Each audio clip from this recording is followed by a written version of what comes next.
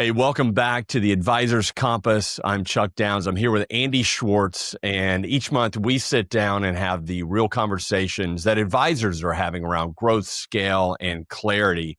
And so if you're an advisor and you want to grow faster, scale smarter, and build what lasts, you are in the right place. Andy, how are you? I'm great, Chuck. How are you? I am good. I'm good. It's good to see you and excited to share another episode here. Why don't we start out?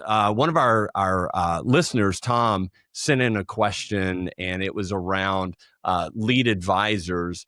And the question, if I recall correctly, is how do you make that transition from being the advisor to handing off that relationship to a lead advisor? And his question was around how do you do it without pissing the clients off and without alienating them and feeling like they're no longer important? Yeah.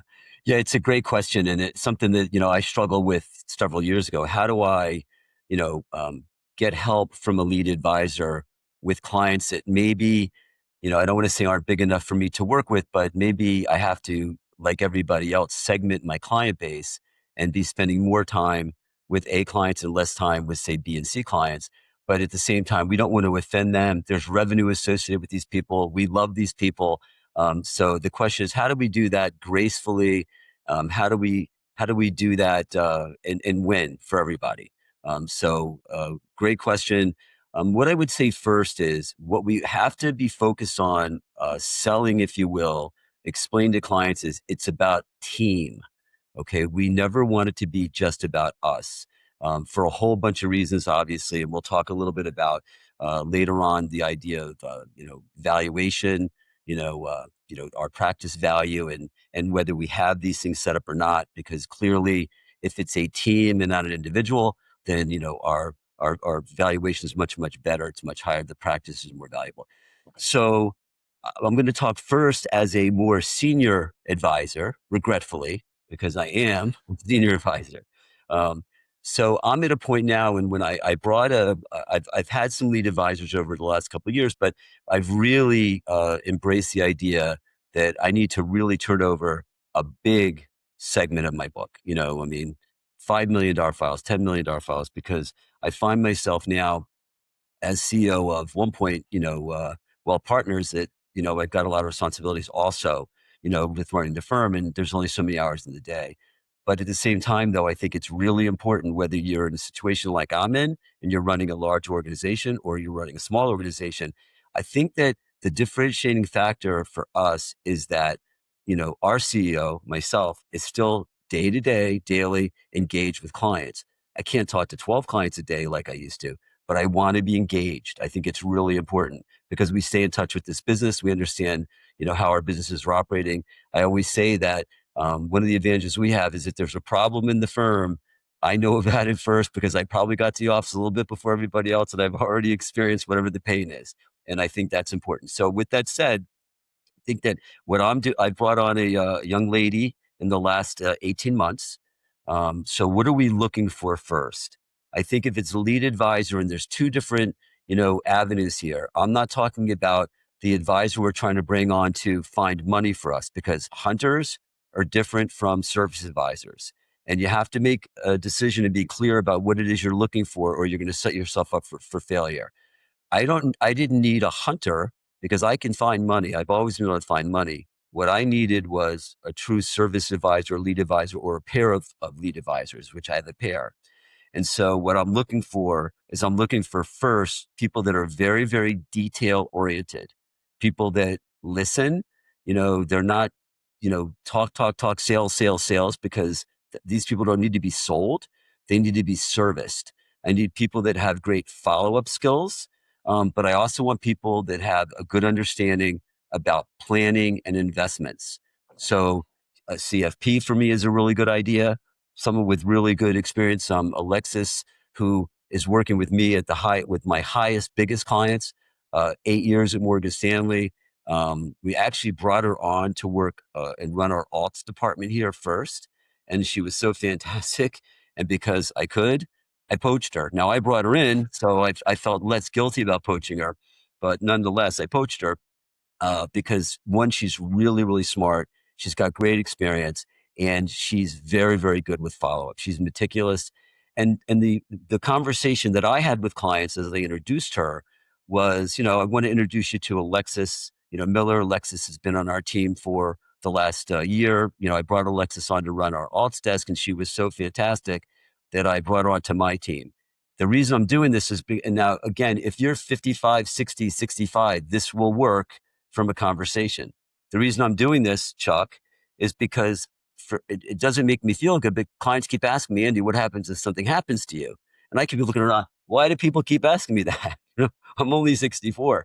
But the reality is that as we get into our 60s or even our late 50s, clients know two things. Anything can happen to anybody. And the older we are, the more likely something could happen. And the other is that if we are successful, they know that we're successful and that we're not going to work till we're, 80 years old.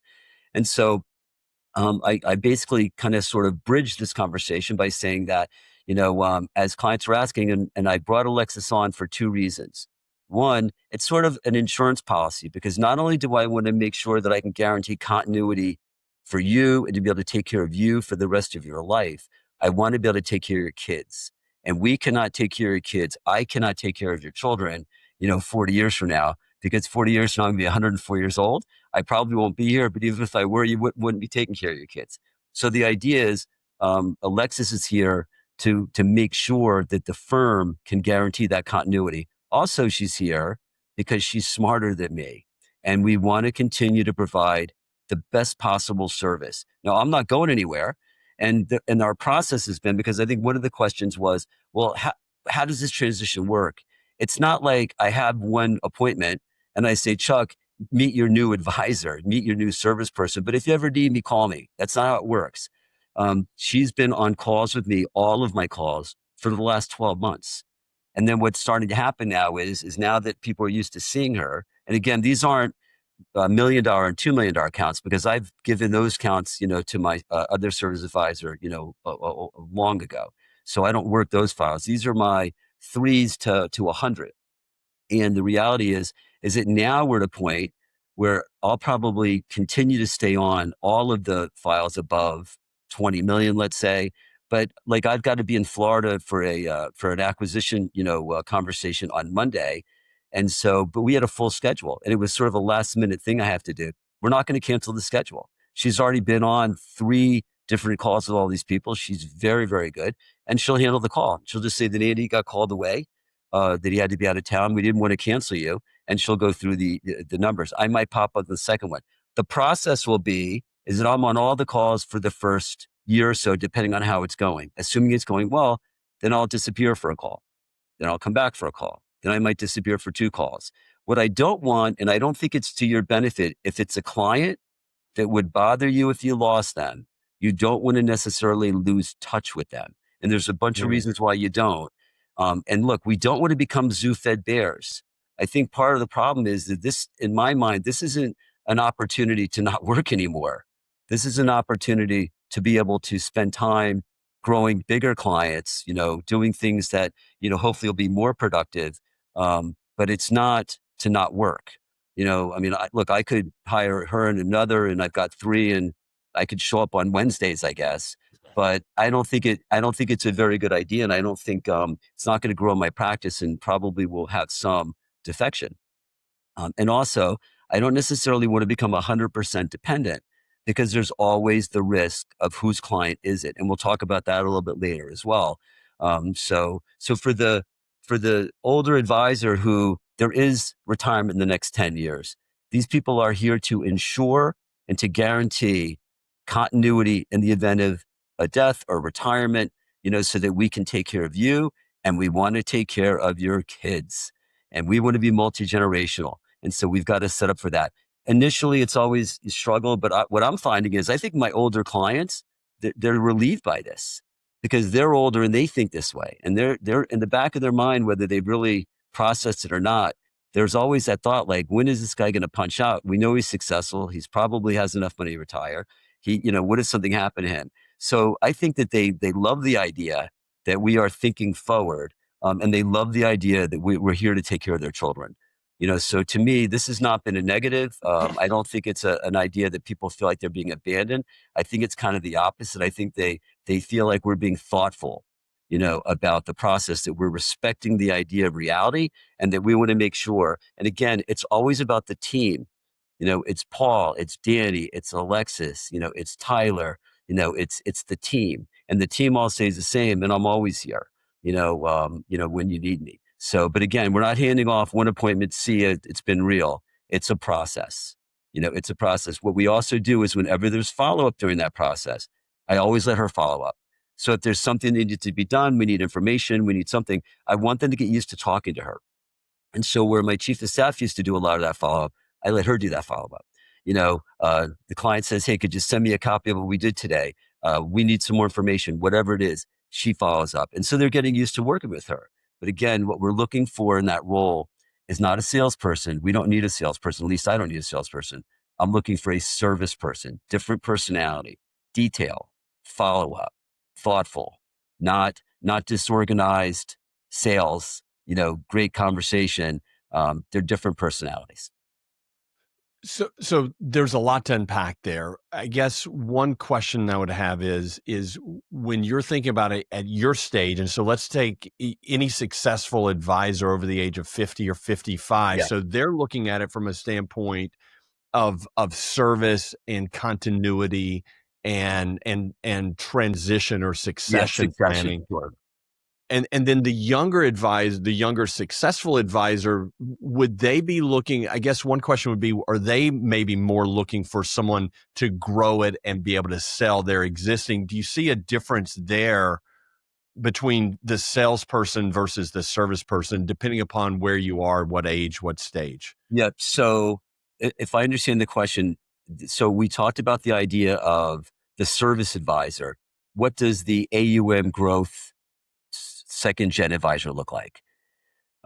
It's a different skill set. If you can find the advisor that maybe they couldn't build a business big enough, or they didn't have the support to be able to go out and close the business, but they're very good at the activity gathering and getting in front of people, that's a different advisor. So if you have to have the team to support that, you're going to have that service advisor probably, involved in that, because someone's going to have to, deal with these people after, they're brought in. The compensation's different. In a way, they could be more valuable, but they're harder to find. It's harder to find that next gen that can actually make great. And the problem with that advisor is that if once they start to really bring in assets, one, they think that they're their clients. So even though they're on salary from me and my whole team supports them, because trust me, I've been there. I learned the hard way. But what ends up happening is they still think that even though they were basically building a business in your book with your clients or your clients' referrals, in the end, they think they're their clients and they think that they're the builder. And then there's always that risk, and we can talk about that later too. Like, how do you protect yourself from that risk?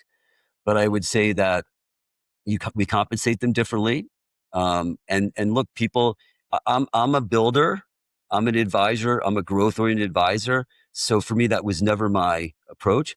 If you're running an RIA where you're more building a business and you're more operating at the business level, but you don't necessarily want to be the hands-on advisor, then you might be looking for, the hunters, and just recognize that they're two different personalities or two different skill sets. And you've got to match up the support, for those hunters so that you can maintain that, that business once it comes on. And then that's a team.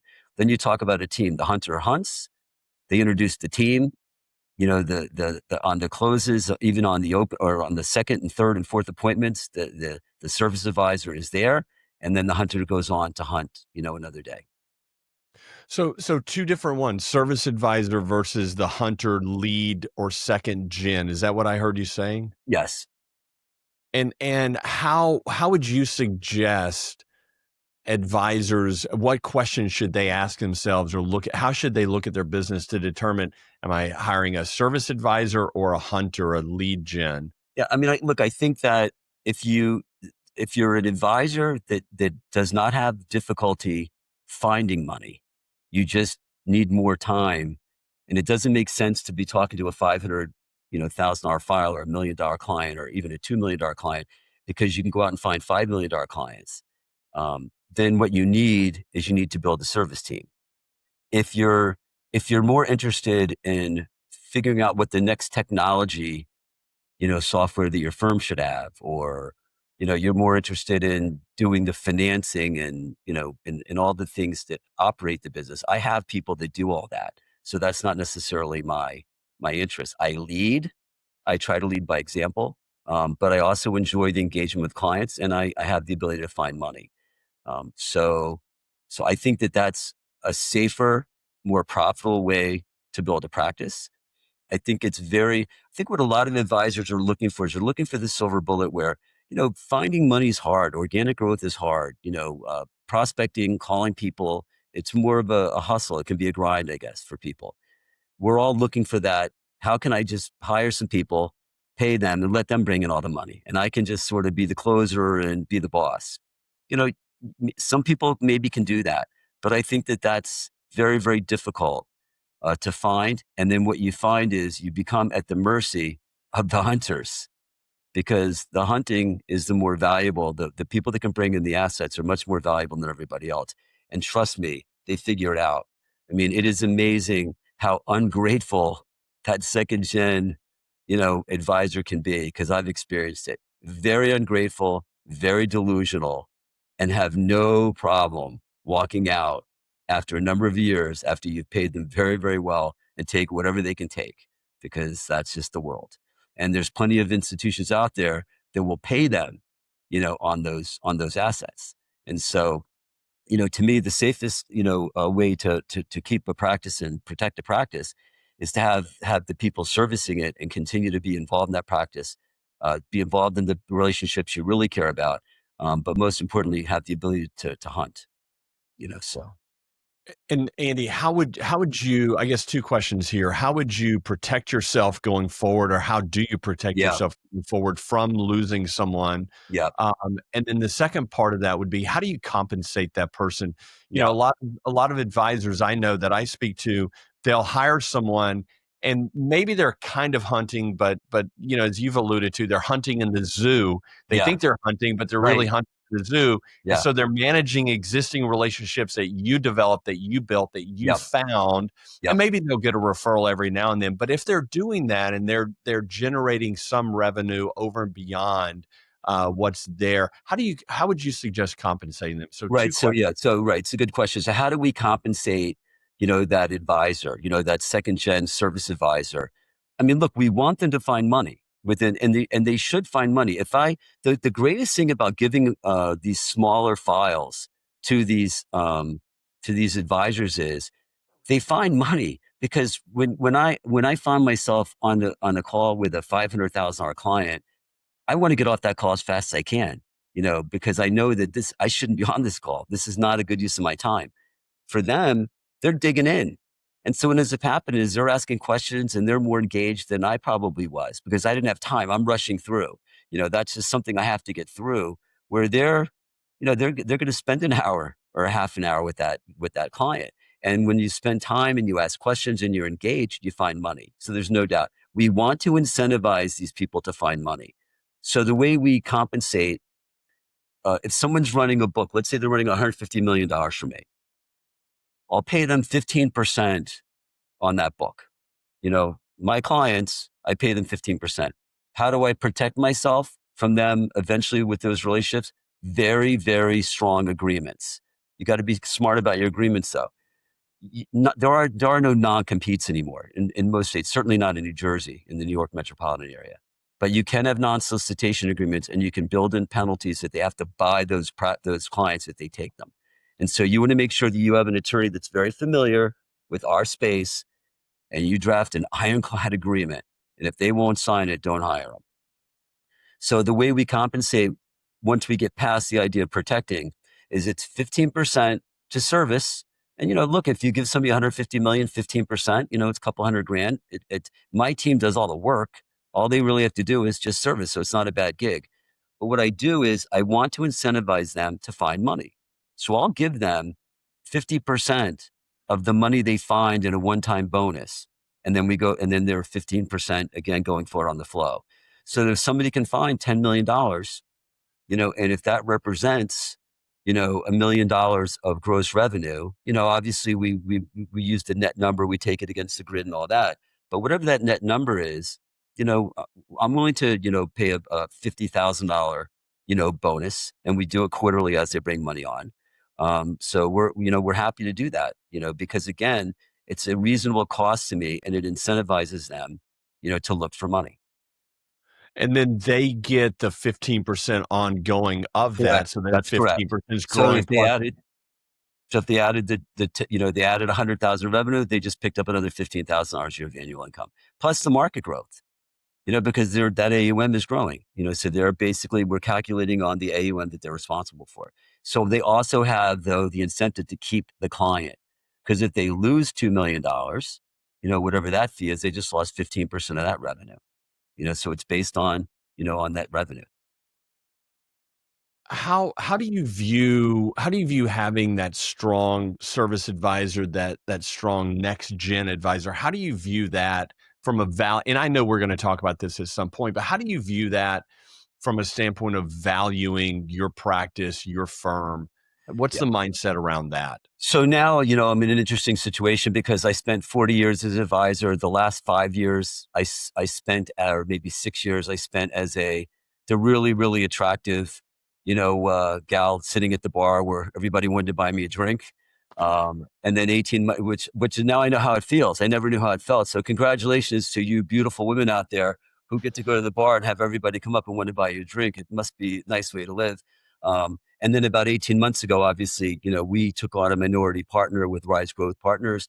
They've been fantastic. Um, and so, and so I kind of understand how value is created, what's important. The most important the value creator, what makes something worth more, a greater multiple, something that people are willing to pay for first and most important is organic growth. And organic growth means your ability not to acquire or buy practices, not to keep bringing on, advisors that you're paying for, but you can actually grow, assets inside your book with your clients and prospects and referrals. That's the most important.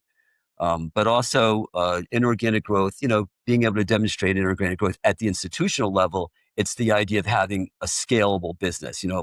We have 220 people. We've built a scalable business. So what's important for the 60-year-old that thinks that they're going to sell their business, and they're going to come to me and say, Andy, I want to join One Point. I want you to buy my business and I want to be part of your firm. Well, what we're looking at is, what is the sustainability long-term of this business? And if this is a person with two assistants and they're all by themselves and no one's ever talked to a client, it's a little less attractive, especially if they want to get out soon. That multiple's less. If they've got next gens and they're all set, then that's much more attractive, because what everybody's concerned about is keeping those clients. If I'm going to buy your clients, I have to believe I can keep them. And if I have, next gens in there, and we also want to make sure we compensate those next gens, we want to make sure they're happy, that there's opportunity for them.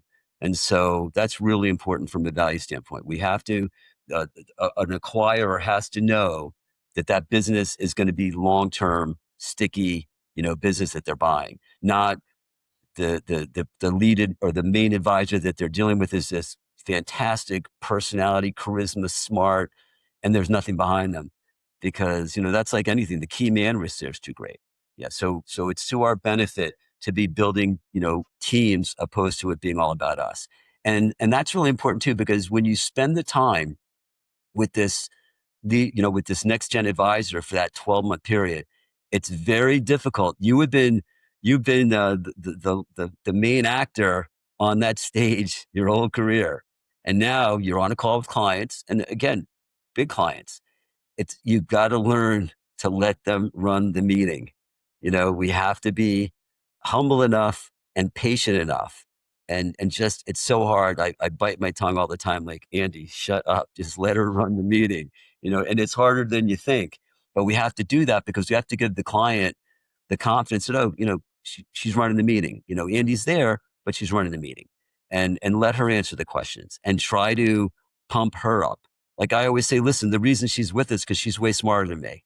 and we always just want to provide better service and take as good a care of our clients as we can. And when I can find somebody as smart as Lexus, we bring them on.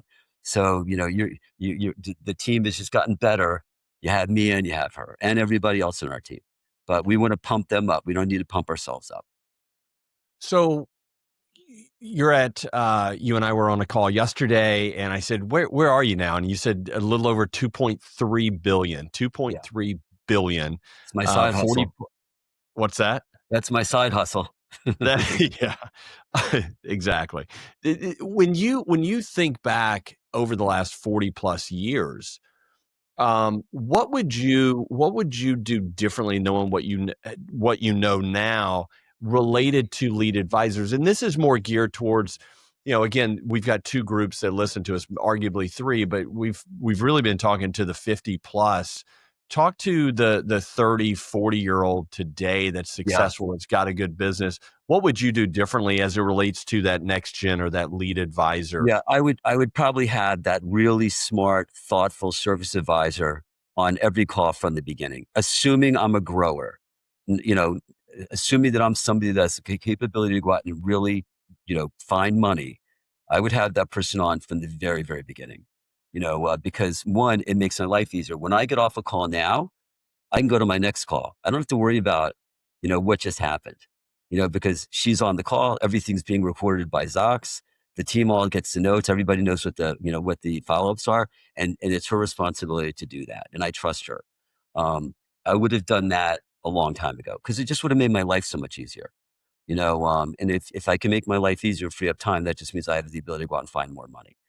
So that is something that I would have done. I would have embraced that earlier. I mean, I've had, second gen, advisors for the last, 10 or 12 years, but I thought of it more as the B's and C's, not the A's. And then one thing I would do now is I would, and I do it now. And I would have done it sooner. It just makes life easier, and it gives me an opportunity to do other things. And it gives me an opportunity to actually help run, the firm that we're running. Yeah. And I'm assuming that. I mean, based on that answer, that's good advice for 30, 40 something year old plus the 50, 60-year-old, regardless of where you are. That's what you would do differently. Yeah. So for the 30s and 40-year-olds, just don't fall into the trap that you're going to depend on other people to not only run your business, but to find your money, because I think it's a trap. And if it doesn't work, you wake up someday and you're like, wow, what happened? Not only do I not even really have great relationships with these people because I let somebody else do that, but I'm not growing my business either because we want them to find money. We want them to grow our business. Everybody would love to. It would be more like a manufacturing business, right? The machines are running all day. I'm just upstairs. I'm counting the money. I'm doing the financing. I'm being the CEO. I'm being the boss. If you can do it, great. But I think it's very, very difficult to find the right personnel for that. So don't fall into that trap.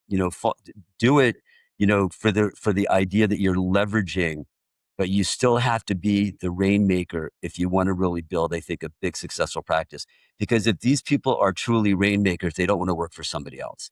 And if they're willing to work with you, it's only a matter of time before not only do you have to, basically they're your partners and you're going to give up equity. And I would say also a big mistake people make is they give up equity to these employees. And I love my employees and we pay them really well. And I gave 10% of my equity away, 10%, which will be tens of millions of dollars I gave away to my team when we did our deal. Because the thing that excites me the most about whatever will happen someday in the future isn't how wealthy I will be, because I was fine to start. It's how much money these guys will get, how it's going to change their lives, because they've helped me build this.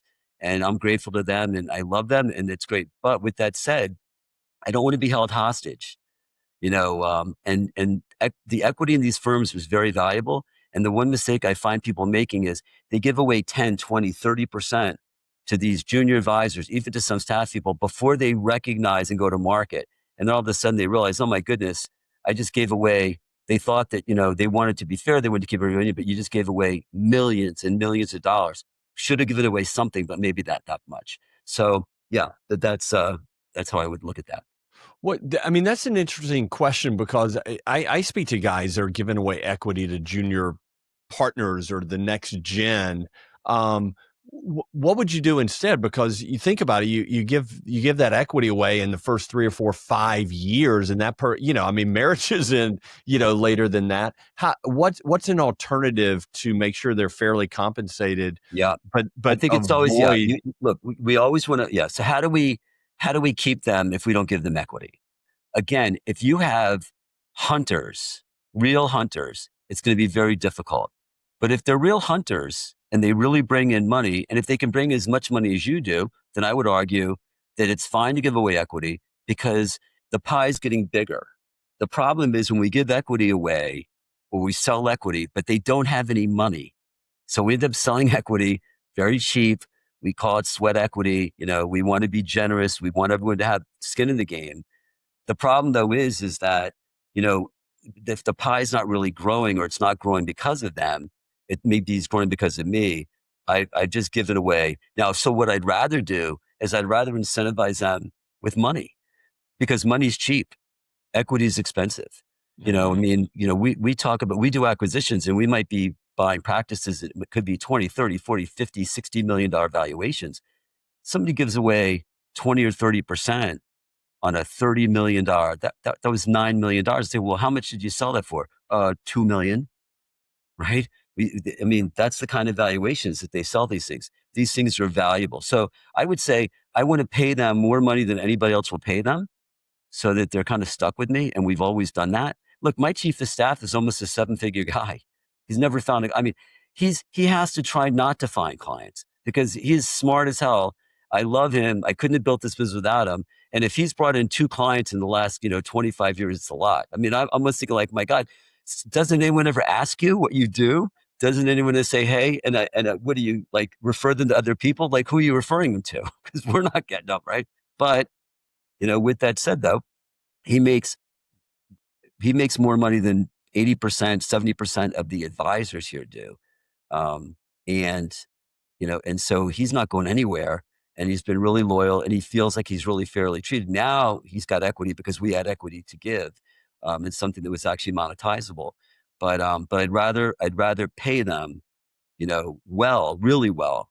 Just be careful about that equity because that equity could be very valuable someday. And you just want to be I've had conversations with people, they've given away so much equity early because they were sort of desperate. They gave away the equity. They felt, and they wake up one day and they realize they have an enterprise and they've already given away 40 or 50% of it. And that is really unfortunate. So be very careful about that equity. I think two more questions, and then we'll wrap this one up. First question would be, how does the advisor determine which clients to transition to first? And then the second piece, not the second question, but the second piece of that would be how do you train them along the Yeah, way it's at great. lead advisor? Yeah. So how do we, yes. So it's a good question. How do we determine who we sort of transition first or early? And then the second is, yeah, how do we train these people? And like yesterday, I'm on a call with Lex, and the individual had some insurance, a financial guy. On the first call, he made it very clear to me, not interested in permanent insurance. The existing insurance is 20-year level, so we come back with 30-year level. Young guy, and with the idea that, I can try to maybe convert that coverage over time if it makes sense. If not, it doesn't matter to me. But I said to Lex, listen, this is really important. The way you win business, there's a couple of ways you win business. And it's not about return and it's not about criticizing the assets they have. It's about conversations around structure. So there were a few structural, conversations. One was, why would you have a 20-year level term when you're 35 years old if you don't believe in permanent insurance? At least get a 30-year level term, or maybe think of like a really skinny down UL contract you can keep forever because that coverage is going to run out and it's going to be really expensive if you can get it. And he's like, yeah, wow, you're right. So for an extra $1,000 or $2,000 a year, and again, I'm really more interested in getting his assets. The other conversation was, why in the world is that not a trust? There's no value. You make money, you're going to be a wealthy guy someday. And then we talked about, his wife has a 1099 she has 1099 income. So, let's talk about, some kind of qualified plan where we could put more money away. again, these are things they might or might not do. It doesn't matter to me. It's inconsequential because I want the $10 million. That's what I want. And we talked about the 10 million, but those are the conversations you have. So when we're done the call, I say to Lex, okay, so what was the most important thing about the call today? And it wasn't that our private credit might pay a little bit more or have a little less risk, or durations on their bond portfolio, or that we have, metals in our portfolio that are up 80% this year, and our global multi-asset strategy is up 30. And, isn't that great since it takes a third of the risk of the market? Those aren't the important points of the conversation. It's sort of the planning conversation, things that other people aren't talking about. And they have to learn because, she came from, Morgan Stanley. That was not their conversation. It was always an investment conversation. And so we've got to take the time to teach them. And eventually, and that's why, we'll spend at least, we've been a year together now in this internship, and she's learning and learning and learning. And, but yeah, we have to pay attention to what's going on. And then we have to point out to them where we thought the inflection point was. What was the winning message? What was the reason that client decided to join us? And it was probably something that we pointed out, something to do with their planning. They want to know. And the reason it's important is because even if that thing wasn't like earth shattering, what they're thinking in the back of their mind, there could be something in the future that could be really, really important. And I don't think the person I'm working with now is looking at that. I think these guys will. I want to know that there's somebody that's looking at all these detail things that aren't so obvious. So I don't have to worry about it because I don't have the time to deal with it and I don't understand it anyway. And Mhm. that's always where the business is won, I believe. So what I heard you saying is take the time, which most advisors are running with Right. their hair on Exactly. fire. And Exactly. so the idea of taking time after a meeting to recap, to ask questions, to do that investment of time and energy is very important. That's going to help us create more patience, because if you're not patient with these people, they're not going to learn. And I Right? think also, right, and also, I think that the problem is we make the assumption that everybody knows what we know. They don't. If you've spent 10 or 20 or 30 years doing this, I've spent 40. There is such a wealth of knowledge that you think is so basic. It is so rudimentary, but it's not. And so we just assume that everybody gets the joke. They don't. It took us decades to get all of that information, understand it, recognize it, see when it's important. So we have to be able to teach it. And so yeah, we have to be teachers. They are, and if they're not coachable, teachable, whatever, then they're just not the right person for us.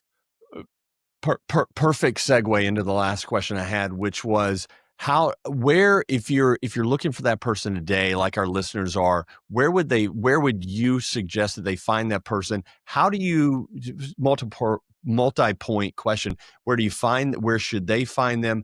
How do they know if it's the right person? And then how do they know if it's the wrong person? And what should they do? Sure. I mean, it's a great question. So who is the candidate for these next gen jobs? How do we find them? What's the right personality? We do assessments here. So because for all employees that we hire, whether they're advisors, whether they're on the management team, whether they're staff, because we want to know are they. We attribute personality assessments to animals. Are they lions? Are they beavers? Are they golden retrievers? One, because we want to understand how do we communicate with these people, so that we can understand sort of their behavior, because lions behave differently than otters, behave differently than golden retrievers. It's kind of like the big joke around here. Oh, I get it. Yeah, he's a lion. Yeah, I understand now. I'm not going to be offended by that. I would say that if you're in a big office somewhere, whether it's a broker dealer or a wirehouse, if there's smart people that just aren't hunters, and they're not making it, they're sort of struggling. They've been around for a long time, but they just can't quite make a go of it. That can be an interesting person to take, if they're smart and they're thoughtful. It doesn't do you any good to hire somebody that isn't smarter than you, that doesn't have the skills that you don't have. So for someone like me to hire somebody that isn't super technologically, advanced and smart, which all of these kids are, so that's easy, for me. But also really understands markets, really smart, has a skill set that that I don't have. So that's really important. There's lots and lots of people that work at lots of different institutions, that are, not really being paid very well, working really hard. If you can find CFPs, CFAs, just people that, they're smart and can communicate with clients. And they have to be good communicators, which means you have to be a good listener. And then you have to be able to explain things simplistically, not people that go on and on and on and really complicated because, clients they just want it simple, right? Because when you start to talk over their heads, it makes them very uncomfortable. And I don't think they appreciate it because all you do is make them feel stupid. And nobody wants to have conversations all the time with someone that makes them feel stupid, right? Doesn't make you feel good at the end of a conversation. So we want to make sure that they're people that can talk in a very simplistic, clear way and be very respectful, to clients. So, but there's lots and lots of, and look, today, we have an HR person that, they go to, you can go to recruiters, you can put them out on, on LinkedIn, you can put it out on, all the different, and people are everywhere. We have not found it to be difficult, to find lots and lots of qualified candidates. Again, if you're willing to pay them and teach them and have patience with them and have a good culture, have a good culture. Look, we always say when we bring advisors on, there's three things that must be true or we don't want to bring them on. And the first thing we always say is they have to be happy. And the same thing with employees. If we're going to bring an employee on, yep, we want it to be a good place for them to work and have advancement so that they're well paid and they've got a future. But most importantly, we want them to be happy. And if they're not going to be happy in that role, then I don't want them because they shouldn't be here. And whether they can do the job or not, it's not really relevant. But yeah. And how quickly would you, if the person's not right, how would you know they're not right, and how quickly would you Yeah, get it's a rid of great that question. person? I would say for all things in your business, the one thing we've learned is hire slow. Problem with most advisors is we're so impatient. We're in such a hurry. We feel desperate. We got to get somebody, hire slow, fire fast. If you bring somebody in and you're like, I don't think this is going to work, your gut is usually right.